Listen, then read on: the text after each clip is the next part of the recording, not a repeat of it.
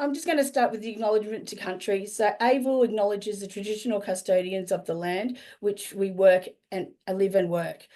We pay our profound respects to elders past and present, and always was and always will be Aboriginal land. We celebrate their stories, culture, wisdom, and traditions of Aboriginal and Torres Strait Islander people, and thank Aboriginal and Torres Strait Islander people who are part of the AVIL network and community for our valuable contributions they make to our lives of our people, our environment, and our community and our work.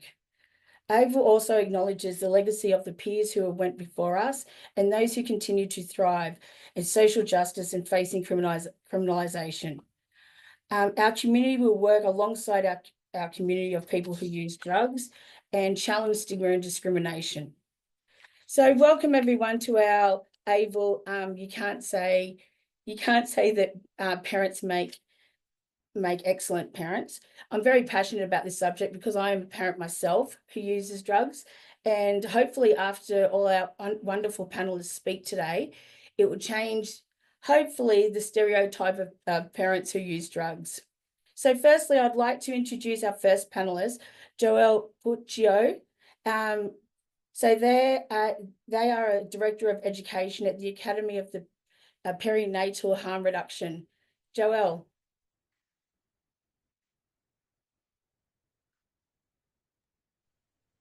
Hello, thank you. Sorry, I was just preparing all of my links and resources so that, because I'm really bad at multitasking. I can only do one thing at a time.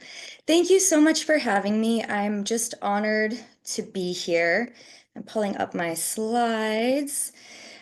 Okay, there we go.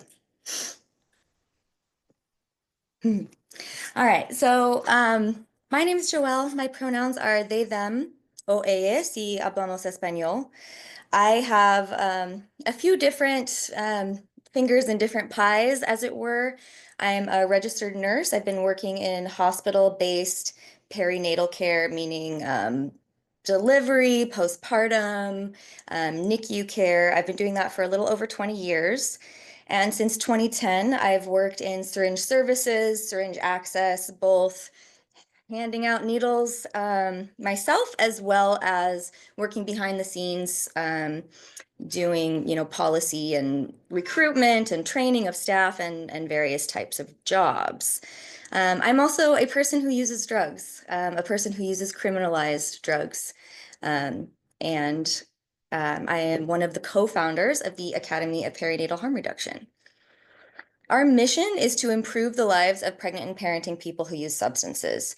We know that we can't do this without including the voices of affected populations in meaningful ways.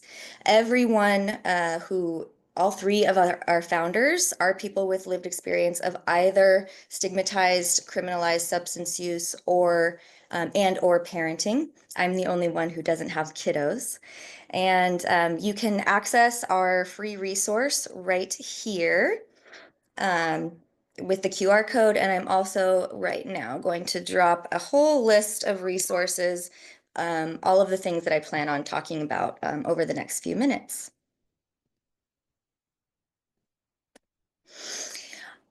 Thank you for that land acknowledgement, Esha, at the beginning. I always like to start all of my presentations with an acknowledgement that the genocides that have been attempted against Indigenous people, both in North America and Australia and around the world, have a lot of intersections and overlap with the war on people who use drugs. And in fact, one of the reasons that the war on people who use drugs falls more heavily and punitively on Black, Indigenous, and other people of color is because of these intersections with the attempted genocides and the way the drug war is a tool to promote and uphold white supremacy. So when I say genocide, I'm not being dramatic, I'm not being hyperbolic. The United Nations defines genocide as preventing births, forcibly taking children, causing death, mental or physical injury, or inflicting poor living conditions. And we who have been in this work for a long time recognize all of those tactics as the same tactics of the war on people who use drugs. To learn more about issues of Indigenous people, and forgive me, these are very US-centric resources, you can check out season 2 of the podcast, This Land, talking about the ways that the war on people who use drugs is used to remove children and break up families and disrupt communities among Indigenous people. The TV show Reservation Dogs, I hope, is available in Australia. It's fantastic. But if you only watch one bit, check out season 3, episode 3, called Dear Lady. It really gives you kind of a visceral, this is what it felt like, look into the so-called boarding schools that Indigenous children who had been kidnapped by the state were put into up until the 1990s in North America. You can also check out the hashtag let me move this so I can make sure I can read it properly. MMIWG2S, which stands for Missing and Murdered Indigenous Women, Girls, and Two-Spirit People. There's a lot of intersections between these genocides, and it's important for us to understand and acknowledge that if we want to undo some of those harms. So when I'm thinking about what harm reduction is and how it applies in the perinatal period to pregnancy, to people with the capacity for pregnancy or who may be thinking about pregnancy someday, we don't lose the rights to a full spectrum harm reduction just because we become pregnant or could become pregnant. People who are pregnant or parenting young children still deserve the respect to drive their own lives, to own their own bodies, and to control their own destinies. They still deserve services that strive to improve their quality of life. And if our services are thinking about that first point of respect for their autonomy, then we know that those improvements need to be identified and driven by people who use drugs themselves, rather than an agency or a doctor or a social worker coming in and saying, this is your priority. We don't tell people what they need, we ask them what they need, even if they're pregnant. And then finally, I think it's important to mention that harm reduction is about promoting joy and pleasure. Oftentimes, we expect mothers to not seek joy and pleasure for themselves. We expect mothers to be selfless, to only care about their children and their families. And we see any kind of inclination to feel good or to experience pleasure as kind of icky in somebody who is a mother, particularly, which is quite different from the way that we view fathers or other types of caregivers. So it's important to remember that all of the basics of harm reduction still apply when pregnancy occurs. As we're thinking about the harms that we're aiming to reduce for pregnant people and their children and families, we need to look beyond just the substances. We need to understand that living in our societies subject these folks to all kinds of harms that interact with and shape the way that their substance use affects their health. So we're thinking about things like experience of racism, experience of violence, both interpersonal, systemic, and state-based violence. We're thinking about environmental contamination. We're thinking about poverty, access to healthcare, and other social determinants of health. And one thing that I really want us to be thinking about today is that we subject these folks to such increased levels of scrutiny and control, more so than any other group. Once somebody becomes pregnant, suddenly people feel like it's okay to touch your body, to ask you about very personal healthcare decisions about how you plan to deliver and care for and feed your child. People suddenly have all these opinions about what you should or should not be doing. And just the state of pregnancy is one of increased visibility in our societies and increased surveillance. So when we're thinking about how we got where we are, it's important to look at the ways that substances and women and other people with the capacity for pregnant have been conceptualized throughout our history. Throughout Western cultures in the 18 to early 1900s, laudanum and other opioid-based medications were heavily marketed to women and children. of a particular type. They were heavily marketed to white, middle, and upper class women and children. Now, part of this was just practical. At that time, a lot of babies and small children were dying from conditions related to diarrhea. And then they were dying from the subsequent dehydration and electrolyte imbalances that come with that. And we know that opioids are really effective tools for drying up diarrhea. So part of this was just because opioids were and remain really effective medications for a lot of different conditions. And part of this was also related to trying to kind of squish any dissatisfaction that women might have with their lot in life, or with their the power dynamics of their marriage, or various other issues that have affected women historically, and that other groups had an interest in squishing. So if you want your wife to stop trying to wear pants and get the vote, and basically just quit mouthing off, you give her a bottle of laudanum, and it really helps to tranquilize and make folks easier to control. Another aspect of the way that women have been used as tools and also affected by laws related to the war on people who use drugs can be seen in our opium laws. Now, there are tons and tons of examples throughout all Western cultures about the different ways that particularly white women and the urge to protect us slash them have been used to oppress and control populations of color, particularly men of color. I'm just pointing out this one example from the United States. In the late 1800s, early 1900s, starting on the West Coast and then progressing across the nation, there were tons and tons of new laws passed aimed really transparently at oppressing Chinese people and preventing them from gaining economic and social power and standing. Many of these laws were passed with the supposed purpose in mind of protecting white women from interactions with Asian men. So you can see this photo on the slide showing these vulnerable white women who are needing protection and needing to be excluded from opium dens. And you'll see that this is a pattern that's repeated over and over. We're seeing it in the United States, resurging every few years with ideas about excluding transgender people from public bathrooms under the guise of protecting white women. So this has been a really effective political tool throughout multiple campaigns for the last couple hundred years. And it is one of the main tactics of the war on people who use drugs as it affects women and other people with the capacity for pregnancy. We are seen as needing to be protected from ourselves and from others by the state or other organizations imposing control over our choices and our bodies. So what does this look like in modern times? I hope that many of you have heard that it is a myth that crack babies do not exist, that this is not a thing.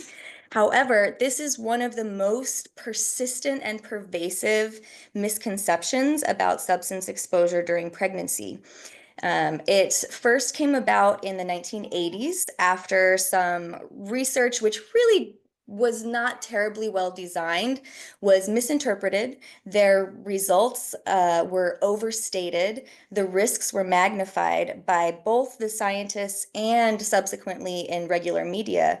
And then we ended up with kind of this snowball effect where people are left with this idea that exposure to certain substances during pregnancy, such as crack cocaine, some of the more stigmatized substances like methamphetamine, fentanyl, heroin, that exposure to these substances would permanently damage infants, that we would be left with a generation of broken people who were a drain on social services, who would fill our prisons because of their supposed criminality, who would have dramatic disabilities. Really anything that you say, people will believe because of the pervasiveness of this myth. When subsequent studies were done and found that none of these initial claims were actually true, it was a lot harder to spread that message. Once an idea like this takes hold, it's really difficult to dislodge because all of us want the same thing. We all want healthy babies. We all want to protect children and promote the health and safety of families and women and other people who can become pregnant. So it seems like it makes sense in our heads, right? Yes, of course we should um, crack down or intervene strenuously in cases where such grave damage is risked. However, those damages never materialized and they're just not true. We see this kind of myth-making resurge every few years, sometimes for the same substances, sometimes for different. We're seeing it with methamphetamine, with OxyContin. We saw it as well. They called it oxytots, as you can see on the scene. So the thing about these drug war tactics is that they have been extremely ineffective in reducing substance use or promoting safety, but they are such effective political tools that they are relabeled, repurposed, and recycled over and over again. And if you just start to look, you'll see all the patterns. Just in case anybody's thinking that this is kind of a side effect, this is an accidental, unforeseen outcome of well-intended policies, I'm here to tell you that it is not. Our leaders know exactly what they're doing with the war on people who use drugs. They are aware that it is not decreasing substance use, that in the United States in particular, the war on people who use drugs and criminalization of drug possession has increased the potency and lethality of our contaminated and poisoned drug supply. It has increased the availability of illicit substances in our communities, and it has basically failed at all of its stated objectives, but the reason that it keeps going on and the reason that it remains so politically popular is because it's accomplishing its goals of oppressing certain communities. So this is a quote from John Ehrlichman, who was one of the advisors to President Nixon, who kind of started this whole war on people who use drugs in the United States back in the 70s, and then subsequently exported our failed drug policy all over the world. You understand what I'm saying? We knew we couldn't make it illegal to be either against the war or black. But by getting the public to associate the hippies with marijuana and blacks with heroin, and then criminalizing both heavily, we could disrupt those communities. We could arrest their leaders, raid their homes, break up their meetings, and I would add their families, and vilify them night after night on the evening news. Did we know we were lying about the drugs? Of course we did. Here in the United States, there have been multiple government commissioned reports over the years assessing the effects of the war on people who use drugs. And all of these reports have found that criminalization, punishment, surveillance, and stigma are not effective health interventions. And all of them have recommended that we focus on a public health approach, making the healthy choice the easy choice, making treatment on demand accessible and free, and evidence-based, and not just abstinence-based. Harm reduction is an evidence-based treatment for everybody, including pregnant people and people with young children. So now we'll talk for a couple minutes about some of the evidence regarding substance use in pregnancy. If you want more, please check out my website and the Harm Reduction Toolkit. You can look there for these references that are on the next few slides, as well as more robust information, not only about effects, but about harm reduction interventions to reduce some of those risks and to improve outcomes for families and babies. So despite the crack baby and meth baby myths, the only thing that we see consistently and with solid evidentiary support in the scientific literature is slightly lower birth weights and slightly shorter pregnancies. So we're not talking about the difference between a baby that's 7 pounds versus 4 pounds. We're talking about the difference between a baby that's 7 pounds 6 ounces and 7 pounds 9 ounces. Same thing with shorter pregnancies. We're not talking about an increase in preterm births. We are talking about a baby who's born at 38 weeks and 5 days versus 38 weeks and 2 days. So what we're seeing in these studies is that after control for confounding factors, after we control for access to social determinants of health and other social and demographic factors, we really don't see very much difference at all among groups of exposed infants versus unexposed infants. However, these slight differences are often misinterpreted by researchers themselves and by reporters who are writing stories about this research in the regular media. So you may have a study that shows a 2-ounce difference in birth weights between groups, but then you will end up with a news story saying that infants exposed to this substance are significantly smaller at birth than other infants. And now this may be a statistically significant difference, but it's not a clinically significant difference. Some other myths that we see about stimulant use in pregnancy is that we expect infants to have higher incidence of congenital anomalies. This is just not true. There have been lots and lots and lots of studies finding no increased incidence of anomalies like extra fingers or cleft lip or brain structural differences. We just are not seeing that with cocaine, methamphetamine, or caffeine.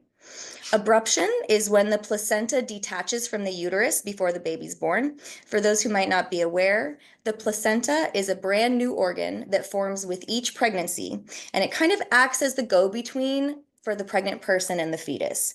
So nutrients come into the placenta and then they flow to the baby, and waste products come into the placenta from the baby side and flow to the mother to be excreted in the mother's urine or feces. So abruption of the placenta, when it disconnects from the uterus wall before the baby's born, can cause a lot of bleeding from both the baby side and the pregnant person's side. So this is a medical emergency. Now, we do see higher incidence of abruption among people who use criminalized substances. However, when we look at people with other similar oppressions. So say we're looking at other folks who have insecure housing, who are not able to access prenatal care, who are exposed to racism, who are exposed to violence, who have a lot of the similar exposures to our drug using communities, we find that those differences disappear. And most of the studies that we base this assumption on were from the 1980s and 1990s and did a really poor job of thinking about what other factors could be at play here. It's very tempting to just be like, oh, they were using cocaine. Look no further. We now have a boogeyman to blame for literally everything that could possibly go wrong with this pregnancy, or honestly, for the rest of this child's life. And it's just not, it's not accurate, and it's lazy science and bad medicine.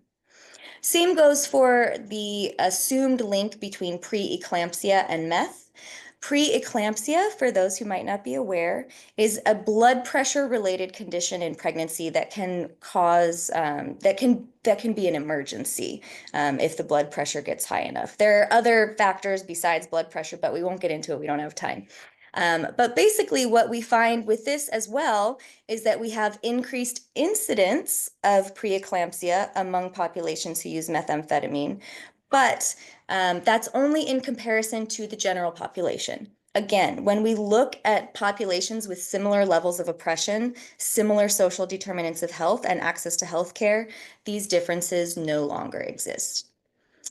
And then finally, the myth that caffeine is safe during pregnancy is so oddly persistent. Caffeine is a stimulant. It works on different receptors in the brain and different chemical pathways, but it results in many of the same things as cocaine and meth at high enough doses. So if you have 5, 6, 7 cups of coffee or energy drinks perhaps in a day, you're going to see increased heart rate. You're going to see dehydration, decreased appetite, and many of the same physical effects as other stimulants. And we also see with high dose caffeine the same outcomes on pregnancy, such as slightly smaller birth weights and slightly shorter pregnancies. Now, this is not to say that we should add caffeine to the list of heavily stigmatized substances in pregnancy, but to kind of put it in perspective.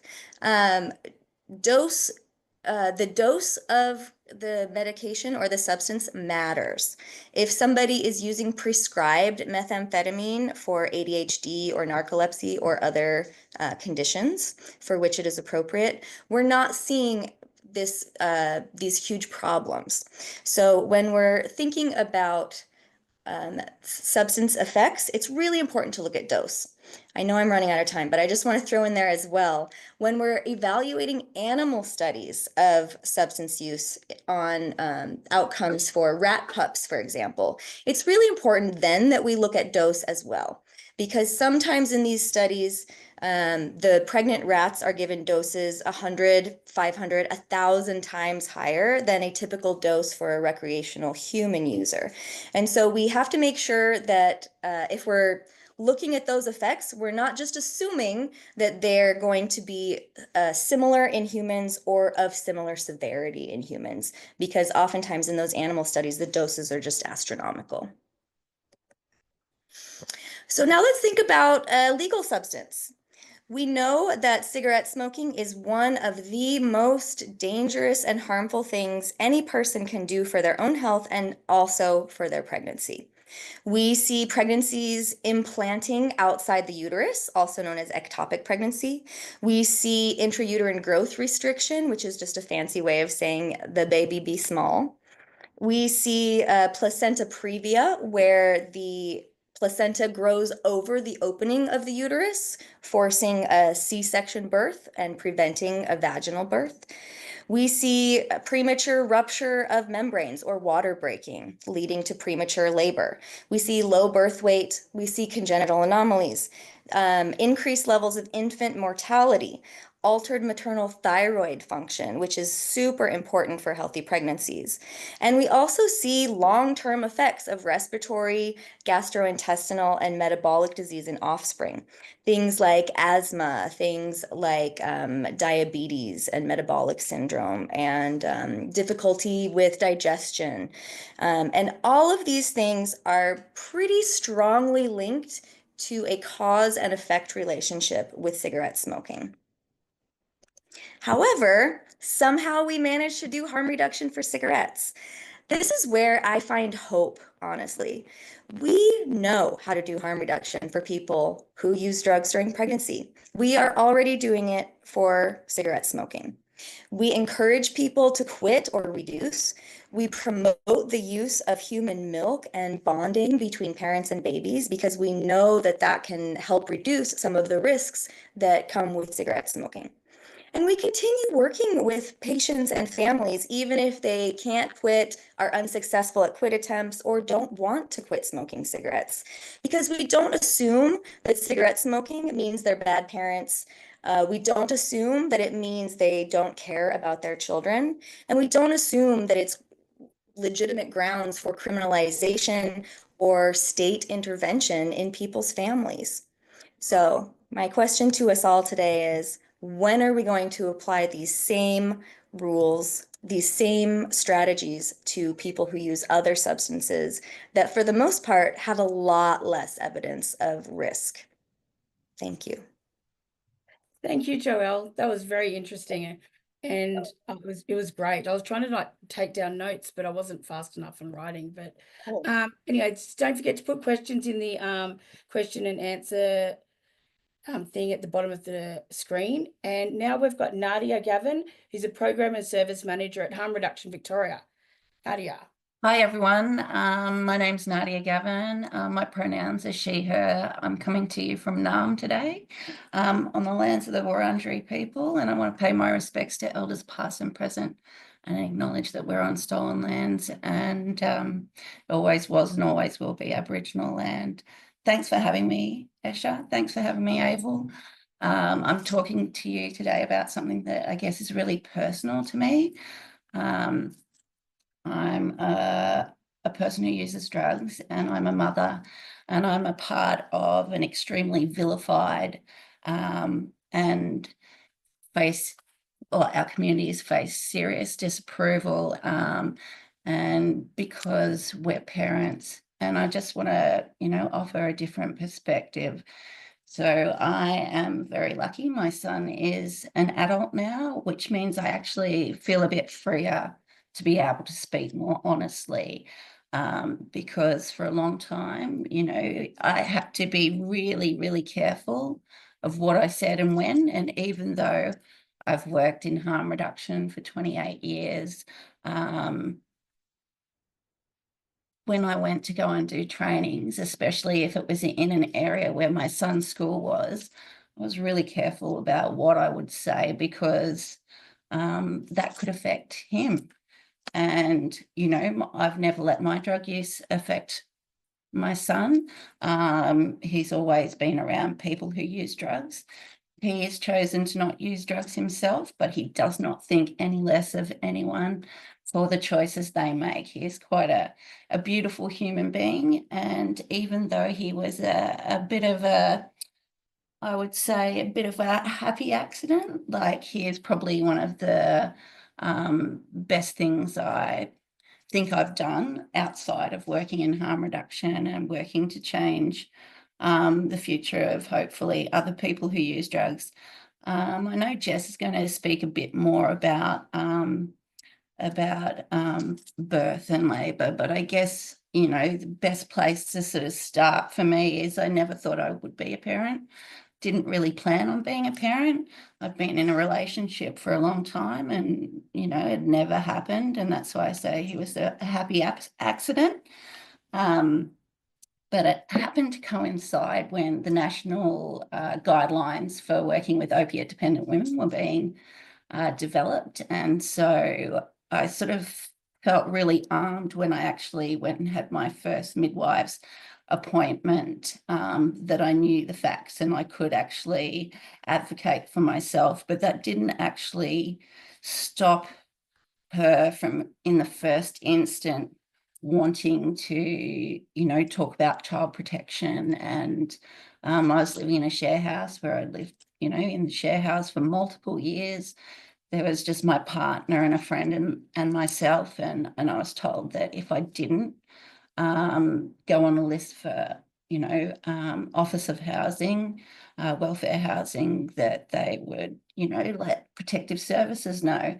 So in the end, we just sort of got our friend to move out, even though I sort of felt like they probably would have been just as supportive. They wouldn't have made any impact or issue on my partner and my parenting.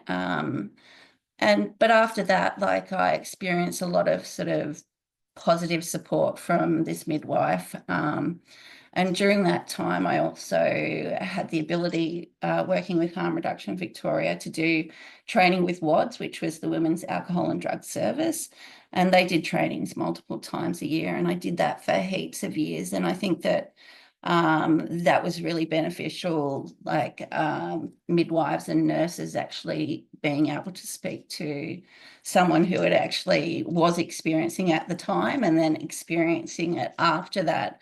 But I mean, it hasn't sort of come without its sort of issues. And, and I am really lucky that I've had a partner for 28 years, and he's been really supportive. And, we're a very much a team. And because we have a lot of friends, who are users as well, the occasional overdose would happen. My son's never seen an overdose happen, has never seen any drug use happen.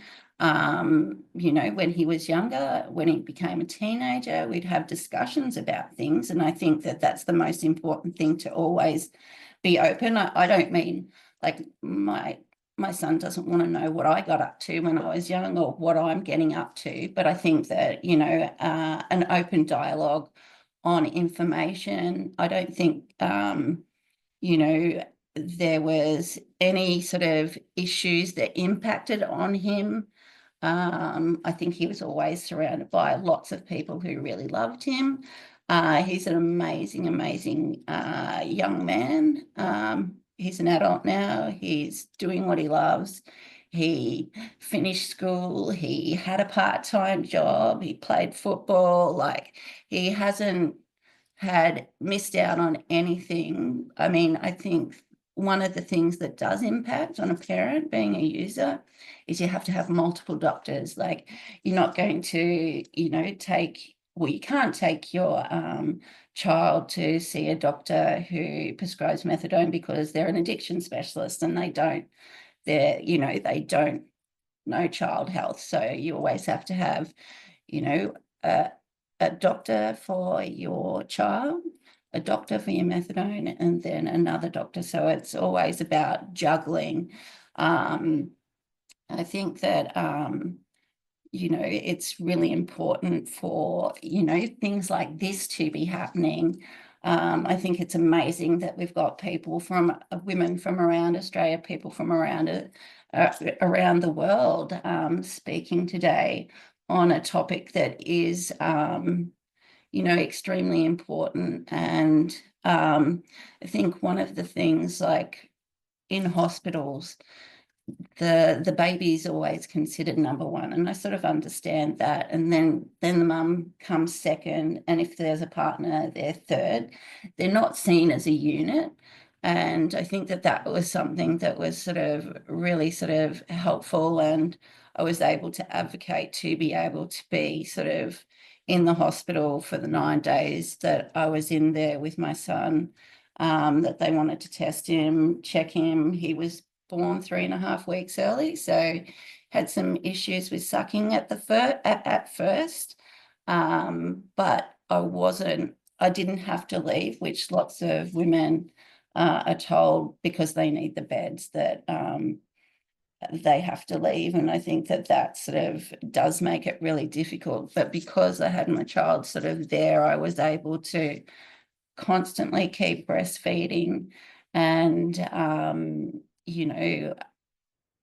be able to create that connection. And I would love to see, I know there's this, might be crazy to say, but I know that there's Ronald McDonald House, but what if there was a special unit where families could be together with their babies, so those connections could be created and that distance isn't formed. And I think that,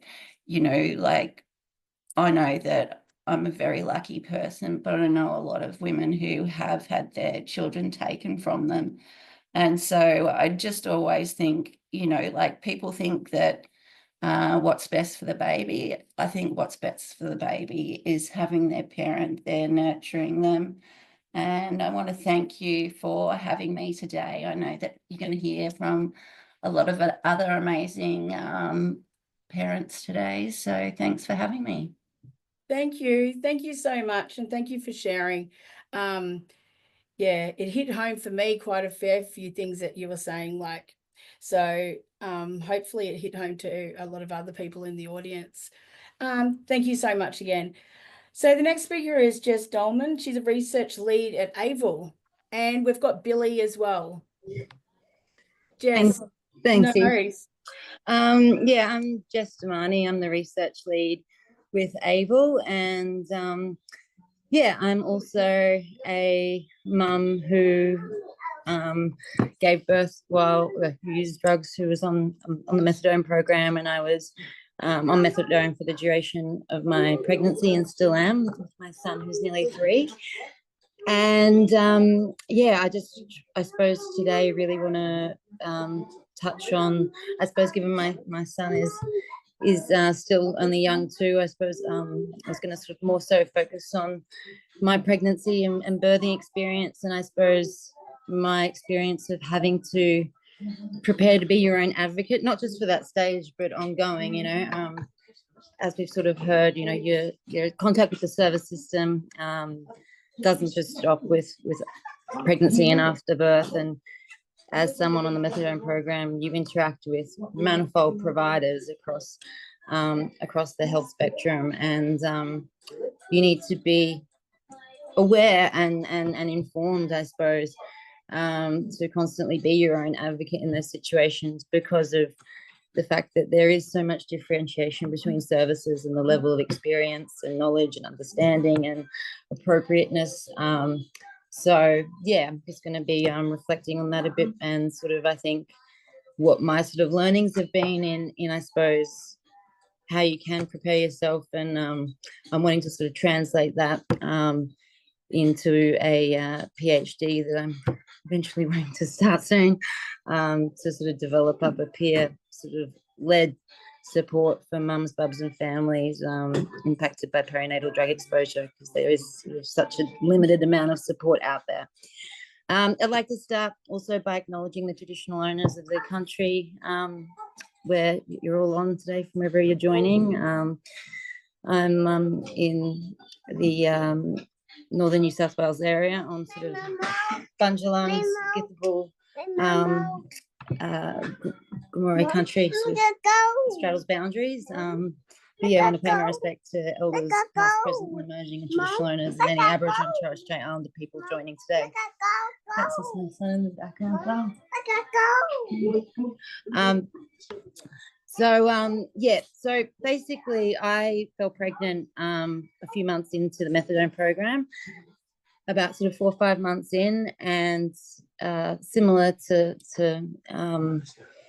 talk with her, it was sort of an unexpected, beautiful surprise. But yeah, I was in a relationship and hadn't been pregnant before. I was sort of 34, didn't really know if that could happen, and yeah, it was sort of a beautiful surprise. But certainly yeah, being new to the program, not knowing what to expect, I was in for a steep learning curve in terms of what I was about to experience. So living in a regional area of New South Wales, and so my background, I've been working in harm reduction specifically for the last sort of 3 to 4 years, but I've worked for the last sort of 15 plus years, namely in the Aboriginal community control sector, and spanning the comprehensive primary healthcare continuum from maternal and child health through to mental health, drug and alcohol, child protection.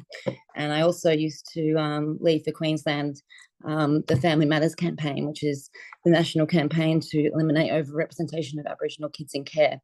So I'm very cognizant and understanding of maternal and child health, the first 1,000 days, early childhood development targets, and the importance of prenatal and postnatal care, and I guess also the child protection system, and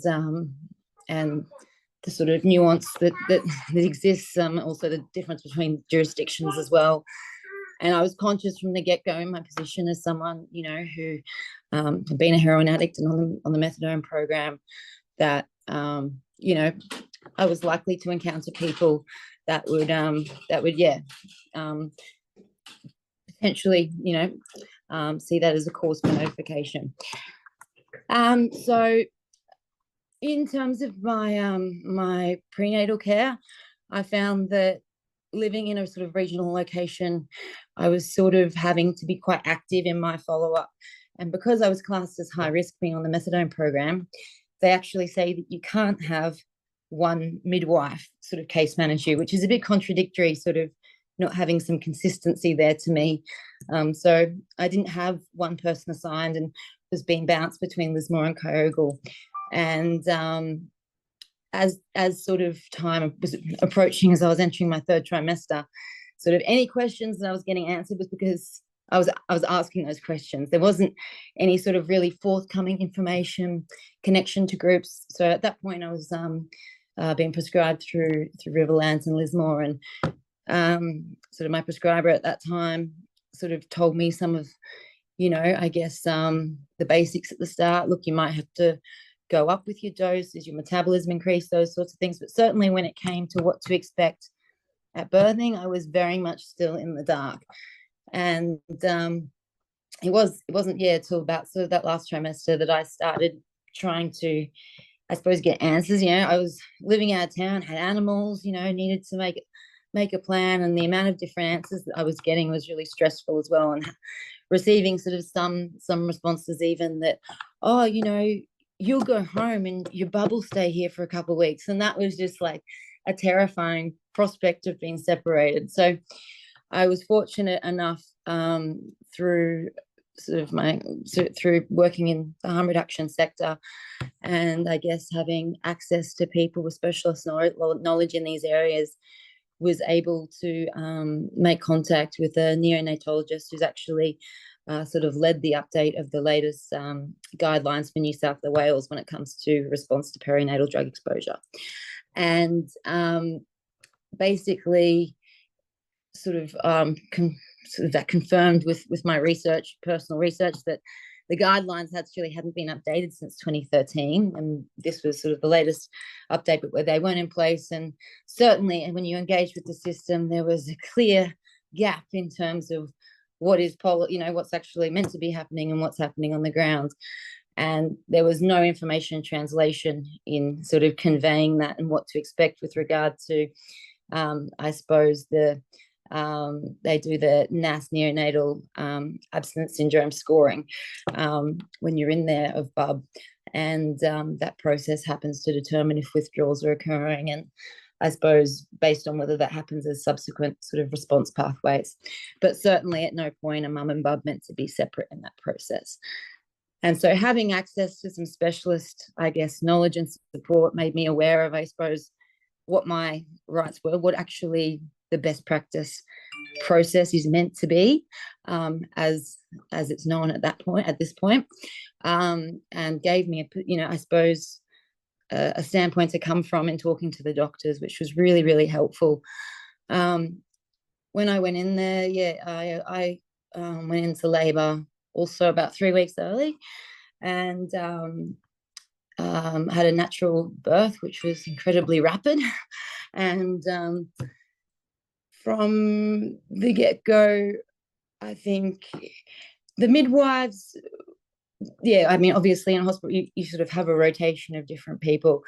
And certainly very early on, it was, especially with some of the younger midwives who sort of were a bit more engaging, it became evident that a lot of them sort of had a self-expressed lack of experience and knowledge, especially in dealing with opioid withdrawals. So basically, the NAS scoring was kicked in to basically assess if Billy was having withdrawals from the methadone, and to what extent, if so.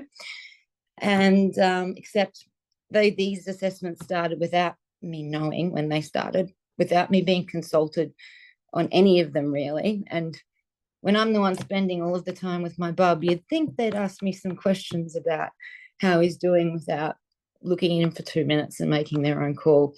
There wasn't even any discussion about, hey, these are all the parameters that we're looking at, what do you think? There was none of that. And so it wasn't until about sort of day 3, day 4 that they made an assessment that he did have some minor withdrawals. So we were sort of back in the nursery for a couple of days, and then we were out after about 10 days all up. And it was a really challenging experience, especially, when you've just given birth, you're feeling really vulnerable. It was the first time, obviously, I'd given birth, and it was at the tail end of COVID. I just lost my mum the year before, and it was a really vulnerable time, and I felt like I had to constantly be at the ready to advocate for myself. For instance, one midwife came in, and I saw her 2 days in a row, and she said, I'm glad I saw you again today. I didn't know if you were a bit naughty yesterday, but I see you're just tired. And after you've just given birth, you're on 3-hour feeds, you're exhausted. It's the worst feeling to just feel that judged, like, oh my God, you're thinking when I'm tired that I'm potentially, it's a horrible feeling. And I suppose for her to admit her own, I suppose, lapse in thinking there and correction. So, well, how often does that happen? And, it was really upsetting to a couple of days before release, when I'd been had really, good rapport with some midwives, and I've been getting constant sort of, oh, you're doing really well feedback with breastfeeding, everything. And then to have 2 men from child safety, without any nurses knocking or anything, just walk in when I'm breastfeeding in my room without any warning, on the basis that, oh, he had withdrawals of any nature, despite it being from the methadone, which obviously you can't stop taking. That's the worst thing you can do. That's, you know, I've done everything as I was meant to, and yet still that was cause for me to have a notification. It was, and they were saying, oh, well, this is just our process. Well, if it's your process, then at least tell me that's your process, instead of saying I'm doing all this, doing so well, and then just not even give me a heads up that that's going to happen. And yeah, that was sort of a reminder again that, you know, you've got to be constantly at the ready to advocate for yourself. And there's constantly a supposition that, okay, if that's your history, everything in your life must be terrible, you know, like, and then as well, the sort of stigma that's come out, you know, at that point, I owned my own home, I was working full time, and that didn't match their stereotype. And they'd sort of, oh, we don't meet people like you. And it's sort of like, we're a non-homogenous people, we're a non-homogenous community. You can't just assume that because of that, oh, she's homeless and that, you know, never been employed. Like, yeah, there's no getting to know you really in that process. There's a lot of judgments, and you've got to be at the ready constantly, and that doesn't stop. It really doesn't.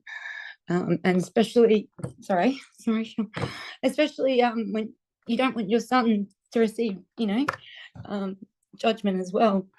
So it makes you really conscious of how you interact with the system, how you present, how you're seen. And it's really sad too that they consider me an outlier, you know, in as someone who's, you know, functioning person on methadone, and that's seen as such an anomaly, you know, when there are a lot of functioning people out there who have used or do use drugs, or on, you know, replacement therapies, and they're doing an amazing job with their children.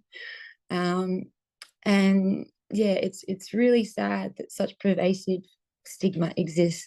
And even at a community level, you know, people, oh, you're meant to be breastfeeding, you know, when breastfeeding is actually a really good thing if a nutrient to ease those withdrawals, but it doesn't maintain that reliance. And yeah, just the misconceptions that exist, or you know, people, you know, supposing that, you know, he's going to have something wrong with him because of it, and he's a healthy, thriving young boy.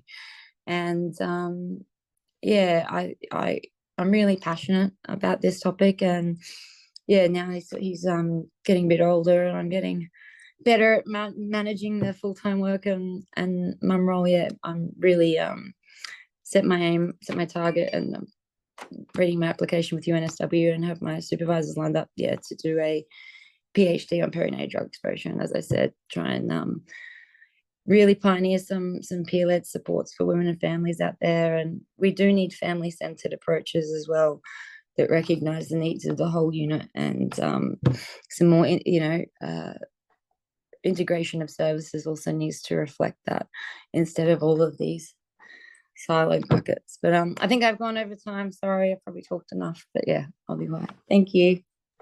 Oh, thank you, Jess. I didn't know I had to bring tissues with me, like, to host this webinar, by the way. But thank you so much. Oh, yeah, everything you were saying is just so true when I think about you know, myself and some of my clients that are mothers as well, as just go through the same thing. So our last speaker for the day is Gabby Berman. She's a Harm Reduction Victoria board member, and she's going to tell you the rest about herself. Go, Gabby. Thank Before you you. start, Gabby, sorry, can everyone just make sure they put questions in the question and answer chat so we can ask the panelists after? Cool.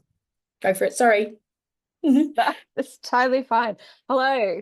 So I'm Gabby Brunning. I do want to start off by acknowledging the land that we're all gathered on. I pay respect to the land of the Wurundjeri people, which is where I am today. I pay respect to all Aboriginal people, past and present. Sovereignty has never been ceded, and this always will be Aboriginal land. So I I do identify as Aboriginal, but due to the impacts of colonisation, I actually don't know who my mob is, which is something that I used to hate having to explain because there's it made me feel like I was seen as a fraud. But it's something that we actually need to talk about. It's like, talking about stigma and how that impacts people, and not being able to say who your mob is, that's another thing that we need to destigmatize. I've worked in AOD for the last 10 years. I still feel like a baby in this sector compared to some others. But 10 years is just like, holy shit, that's still a long time. I have primarily worked with Aboriginal people in this space as well. I've been able to advocate on a local and international level for Indigenous rights and recognition. I have a lived experience with drugs, and I am a fiercely strong and independent single mum of 2 kids, but not so little. They're like 18 and almost 16. So, but yeah, and also funnily enough, my waters broke early at 37 weeks, but then I had to be induced with my daughter. So yeah, seems to be a common theme. I started working in AOD in residential detox, and it was there that I realised just how deficit language can be, and especially the care that people receive when in those spaces, and how harm reduction doesn't even factor in to any sort of conversations or approach. I did want to talk about the impacts of drug use when it comes to for Aboriginal people. And so there's, the boring parts, which is the data. But I think it really does highlight just how shit it can be for mob at times. So the Family Matters report for 2024 finds that the child protection system continues to fail Aboriginal and Torres Strait Islander children and families, exposing them to ongoing harm and trauma. The data shows that Aboriginal children are grossly overrepresented at every stage of the child protection system, and we are still a long way off from meeting the target 12 of the National Agreement on Closing the Gap to reduce the rate of Aboriginal and Torres Strait Islander children entering the out-of-home care system. So which means 22,908 Aboriginal and Torres Strait Islander children in out-of-home care, which represents 41% of all children in out-of-home care, which is astonishing. And the Aboriginal and Torres Strait Islander children make up 6% of the total child population in Australia. Aboriginal and Torres Strait Islander children are 10.8 times more likely to be in out-of-home care than non-Indigenous children. And the Aboriginal and Torres Strait Islander children are 11.5 times more likely to be removed into out-of-home care as infants. And only 15% of government funding is spent on prevention, such as family support services, and the rest is spent on child protection and out-of-home care services. Aboriginal women are 13.2 times more likely to be incarcerated than non-Aboriginal women. And I know that not all of that data can be related back to drug use, but there are a lot of assumptions when it comes to it, and just the impacts of removing more children from families when we could be doing more. What we know is that there are services out there to support parents who use drugs, but they are few and far between for Aboriginal people. We don't adequately address the impact of colonisation and the stolen generation, and also how these complexities are still affecting mob today. We all sit through cultural safety training, but in reality, how is this adapted to someone's work practice when the levels of ignorance are still far too high? There is a lot of stigma when it comes to not just being Aboriginal, but being an Aboriginal person who uses drugs. It's not something that I talked about for a really long time because stigma is still such a thing. And it wasn't out of fear of having my kids removed, but it was just a fear of being judged. And it's, you know, we all have ways of coping. We all do things. It's just, you know, it's some things are just more acceptable than others. Totally lost my train of thought right then. I know that we can be doing better. We don't have enough services out there for Aboriginal people in Victoria. There's only a handful of specific services that's where Aboriginal people can go to detox or rehab if they want. But even then, the wait list is so massive. And it's like, how do we actually reduce the harms that are passed on through systems if we don't have services in place to actually provide the support? You know, services like to talk about how they have dedicated spots for Aboriginal people, but then, you know, if we're looking at a rehab and there are multiple beds, they might have a dedicated 1 or 2 beds for Aboriginal people. And it's like, yes, while our population isn't that big, when we're looking at the data of, you know, how many kids are in out-of-home care, how many Aboriginal people are incarcerated, how many Aboriginal people access drug and alcohol services, that 1 or 2 beds doesn't actually cut it. We're not doing enough. The funding isn't there. It is consistently stripped away. You know, that programs start, the trust is built, and then the funding is cut, and then we have to start again. And it's that constant cycling of re-traumatizing, basically, that, you know, that there's no one out there to trust, that you can't trust the services because they always fail, or they always, you know, workers disappear, they go elsewhere. But yeah, like, what is it that we do to make things better? And I don't know the answer because everything just seems really hard right now. You know, when we're looking at the economy, government, all of that kind of stuff. But I think what we do best is these communities.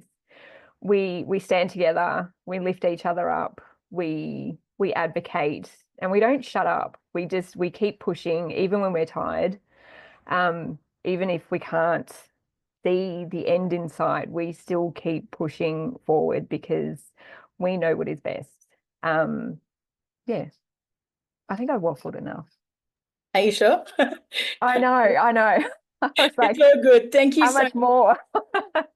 So we've got some great questions coming through in the question and answer, but there's one question I thought I'd throw out to the parents, and it is because I've thought about this myself. How as a parent who uses drugs do you facilitate harm reduction narratives with your child when often the message, hang on, I'm sorry, I'm just scrolling down a bit. Message, I've lost it now. The message they get through schooling and other educational experiences still follow the criminalisation narrative. Can you speak on how to navigate this and the difficulties faced? Who wants to answer that first? Well, I can. Go for it. So my daughter, she turned 18 a month ago. So, I mean, I've been having conversations with my kids about drugs for a while, because I don't want them to have any stigmatized view of people who use drugs, or, you know, just anything. And they also know what I do for work. So that's been helpful. But my daughter, she just turned 18. So, you know, there has been a lot more conversations around being aware, like, you know, being aware of what actually might happen when they go out, safety in numbers, but also around the practical information around what would you do if this happened to you, or, you know, anyone in your group that you're out with. What would you do if, you know, if you see one of your friends, they've passed out, what do you do? That kind of stuff. So it's all been a lot of harm reduction kind of talk, but also acknowledging that, yeah, you know, they will take things at some point. I see it as inevitable. I mean, my kids may never do any drugs, but you know, and that's their choice, but it's about having the conversation of, you know, if you do, what do you do if something goes wrong? How do you support your friends if something goes wrong? And also the biggest thing for me, and which is what I never had, is that I've made sure that my daughter knows that if anything goes wrong, if you know anything happens with her boyfriend, or the group that they're out with, if anything goes wrong, that they call me. They call me straight away, and I will be there, and I will help them however I can and try to sort it out. I don't want them to navigate this on their own, because they have no idea. She can't even navigate a doctor's appointment. So yes. Awesome. Thank you. Yeah. Nadia, did you want to add to that? Yeah, I was just going to say it is difficult, especially when your kids are younger, because, you know, there can be, you know, education, and there can be, do you see this at home? And so I think you've got to start with your conversations really young with your kids. Obviously, you don't want them to think that there's anything wrong, but they also need to be careful and be safe, and know that potentially that society doesn't deem who we are as being, even though we're functional, have jobs, rent, mortgage, whatever, that they still have to be careful. It definitely got easier as my son got older to be sort of more clear around giving those sort of having those sort of conversations that Gabby was talking about, like, never leave your mates alone. Like, if your friend's going to try something, to only try a small amount first, and even if they think that they've waited long enough and something's happened, wait longer. Like, I think you have to give them really accurate information, and it's never leave a friend alone, like all of those things. Called, my son knows what naloxone is. He would know what to do if something happened. He hasn't had to, but I think, you've got to have really open dialogue with your kids, and make sure that they're safe as well, because things can be said at school, and that could, lead to a notification. Yeah. Yeah, thank you. I think that's really good advice. I know, because my parents were both people who used drugs, and they gave me the same advice as well, like just to be safe, etc. And I think being a parent myself, my son's 21 now, but I would educate him the same way. So yeah, I think that's probably the best. So Joelle, we've got a few questions here we've got heaps of questions here for you, but in relation to the impact of pregnancy, does using nicotine replacement therapy have the same effect as cigarette smoking? Hi. I have something for this, funnily enough. No. So some of the effects that we see in pregnancy are related to nicotine, probably. We haven't really been able to figure out what's related to nicotine as a substance and what is related to inhaling products of combustion or smoke. We know that smoke inhalation is not great for us. There's also the question of increased rates of cigarette smoking among people who have experienced oppression, who are stressed out, who have physical, mental disabilities. So there's a lot of teasing out that needs to be done as far as the severity of some of these effects, and also, what's class and oppression, what's the substance that is psychoactive, meaning nicotine, and what is just the action of inhaling smoke. The short answer is we don't know. We do have really good emerging evidence that shows that other forms of ingesting nicotine are harm reduction. So any nicotine, we can't say it's safe, but we do know that patches, gum, e-cigarettes are safer for everyone, including pregnant people. For e-cigarettes specifically, health and birth outcomes are improved in studies only when we look at people who completely quit combustible cigarettes and move to vaping. When we have folks in the group that is maybe smoking less cigarettes, now that they're vaping as well, we don't see those same real clear benefits. But I think it's important when we're thinking about harm reduction for cigarette smoking that we're not just looking at those short terms. For anyone who's ever tried to quit cigarette smoking, myself included, it takes a lot of tries over several years. And it's not the kind of, you can't really measure success by looking at the short period of pregnancy. So when we're thinking about, is this harm reduction, is this beneficial, we have to also be looking at those folks who maybe aren't successful in quitting cigarette smoking entirely and think about, in a year, in 2 years, in 5 years when they are successful because of seeds planted during pregnancy. So I hope that answers your question somewhat. Thank you. And I hope it does as well. So we've got another question, and it is, hang on, I'm just trying to find it again. We've got heaps of comments saying thank you for showing emotion and vulnerability. Jess, we love you. And thank you. You're an amazing human and mum, and thank you for sharing. Then we've got someone here saying that they've nearly had the same experience as yourself, Jess, with being on methadone. I'm just having a look through. I can't keep scrolling and they keep just like disappearing on me for some reason. So Nadia, this is a question for you.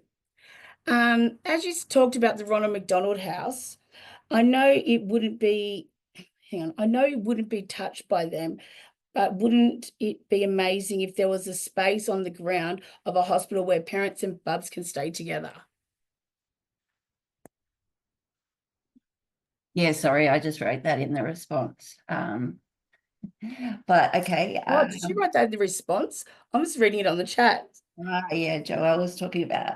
Yeah, I wish there was facilities like that in Australia. Yeah, I've heard about the program that you work in, and it sounds amazing. And I think that it's something that would be. I saw that there was a question on cannabis in the chat too, and yeah, because I'm on the medicinal cannabis program, and during my pregnancy, yeah, with the doctors and my methadone prescriber and yeah, the midwives, they sort of impressed me. Weed was fine, but yeah, tobacco was the worst thing. So I used straight weed minorly because it really helped with I had morning sickness for about 6 months, and it was the only thing that helped. Plus, it's a massive part of my mental health management, and we sort of deemed it was a good thing, not a bad thing.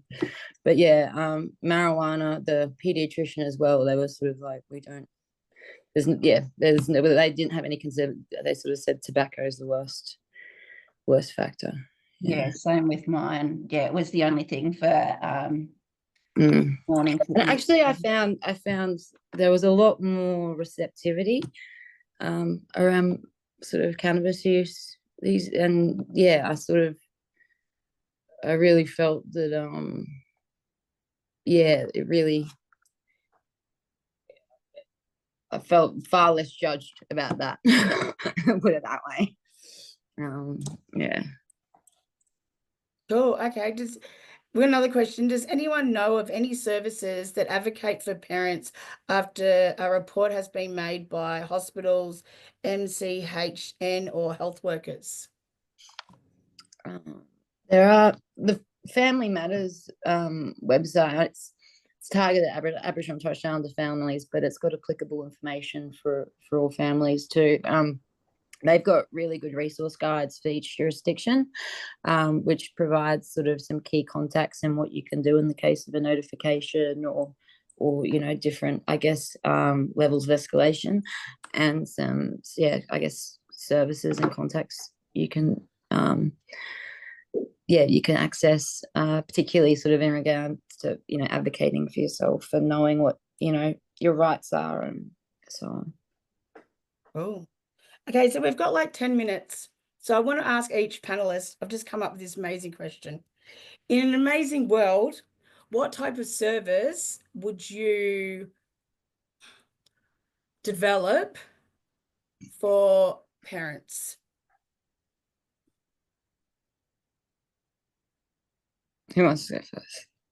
I don't know, that's a really I out question, but I've I've been wanting to, if I had unlimited funding, the kind of service that I think folks need, because this is what they have told me that they need, is care that is side by side, that acknowledges not just the birthing person and baby dyad, but the entire family, including the partner, other siblings, grandparents, support systems. We need to be looking at all those folks, because it's not going to be any use if the birthing person and the infant get services and then they go back to live with partner or their parents who are not getting services and maybe are continuing harmful patterns.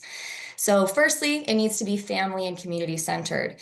We need to have accurate information about the effects of substance use if we're going to eliminate or reduce some of those risks, rather than this kind of like dare to keep kids off drugs strategy of amplifying the supposed risks in a misguided effort to scare people straight.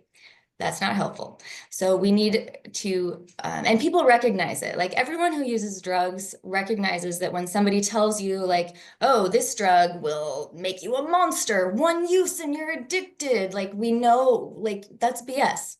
We know that. It is not helpful. It doesn't build trust. So we need to be providing these services in communities driven by, designed by, and provided by people who look like the affected populations, and ideally people who are the affected populations. We need peer designed and driven services. And really what folks with substance use, pregnancy, and parenting need is just the same stuff that everybody needs. What we often don't acknowledge is that healthcare services and just all of the kind of supports that everyone needs is often withheld from people who use drugs in pregnancy and parenting. Perhaps your mother-in-law won't watch your kid for you. Perhaps your doctor will tell you not to come back to the clinic. These are ways that we further this oppression and we widen the differences in health outcomes. So basically, just people who use drugs need the same stuff that everybody else needs. anyone else want to comment?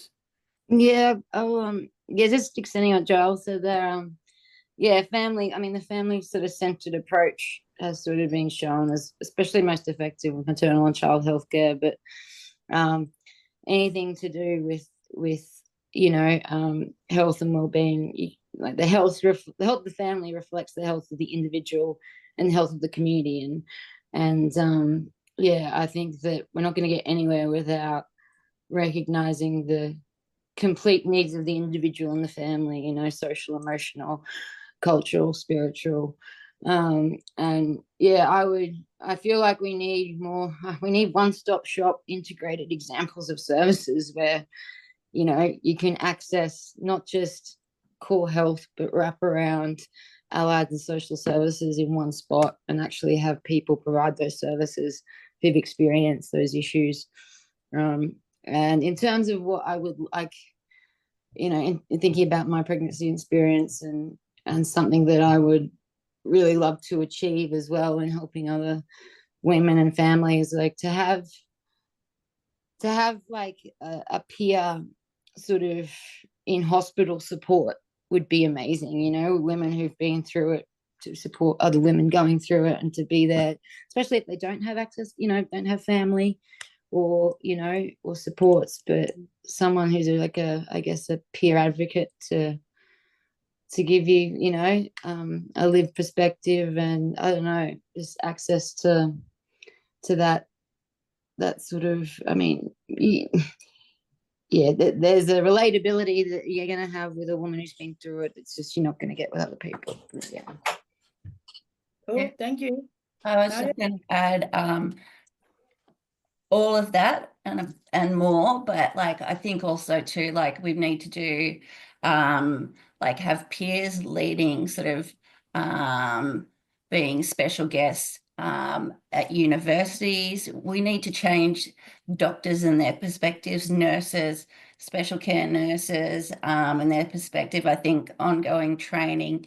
I know something that I tried to sort of start getting happening was like, you know, everyone goes to mothers groups, but there was no mothers group I wanted to go to because it was way too dangerous. But just being able to be around other people experiencing the same things, you know, on top of everything else that's been said. But yeah, more opportunities to be able to be supported by your own community in a space that's safe, that no notifications are going to be made about you. Cool. But Gabby? like when you asked the question, my first thought was more like it's like an intentional community, that it's, you know, not, you know, it's not a cult. No. It's an intentional community, but it's like it's what everyone has said, that it is that space that is for the community, by the community, and it is for the people that understand, because they have experienced it. They know how to navigate the systems, how to support people, but it is that wraparound holistic approach. Yeah, that was my first thought. It was just like, you know, it's like an intentional community. Yeah, I fully agree. I just want to mention the role of men. So I know there was all mothers on the panel today, but I want to, you know, put it out there that fathers play in parenting and how important the support and love is as well. And also people that aren't biological parents, and other family members, grandparents, kinships and carers, how much that they need support as well. So just to top it off, like we've got like, I don't know, 3 minutes. I know that parents who use drugs challenge harmful stereotypes. Is there one word you could tell the audience today to try and stop that harmful stereotypes of parents who use drugs? I know I'm challenging with you all these questions. Listen. Yeah. Listen. Okay. Human beings. Yeah. Yeah, just accept. Yeah. Joelle, do you have anything? I mean, as a person with the capacity for pregnancy who is also gender diverse, I think that we acknowledge birthing parents and non-birthing parents and non-traditional caregivers who are in families. I'm also part of a research advisory group out of the University of Oregon here in the United States. And one of our main research priorities that we're going to be releasing soon is to focus more research and therefore interventions on non-birthing parents, because it's really important for us to think about fathers, non-gestational parents, and other folks as well. It's part of looking at that whole big picture. Yeah, exactly. Thank you. Probably my word would be support or listen to. You know, I don't feel that we get listened to or supported enough at all. I don't know if, I'm pretty sure my mum didn't get supported enough, being a person who used drugs either when having me. But I'd like to thank everyone that attended today and all the panelists. Thank you for sharing your personal experiences. And next time I'm going to bring a box of tissues to this if it's going to be so touching. If there's any more questions and answers, hopefully the panelists will answer them for you. And all the information should be on the chat that Joelle was talking about, the links before. Is there anything else? Does anyone else want to say anything before we stop? We've got like 1 minute, probably 30 seconds. Thank you. Yeah, thanks. Yeah, thank you. It's Thank And you. thank you, Joelle, Yeah, for a great group. for joining Yeah, us. thank you so much for having me. I was gonna say, I can pop my email in the Q&A if anybody wants to talk more. I never get tired of talking about this stuff, and I love corresponding with folks and answering questions and being challenged. Like, if you want to email me and be like, hey, you're wrong, I like bring it. Please help me to be better. Awesome. That'll be great, because I know there was a lot more questions for you that were coming through, but I couldn't read that fast to read them out. So I guess but yeah, I can't so put there it in you the chat go. anyways. Awesome. Okay, thank you everyone, and thank you, Abel, for letting us talk about that there is great parents that use drugs. Thank you everyone for joining.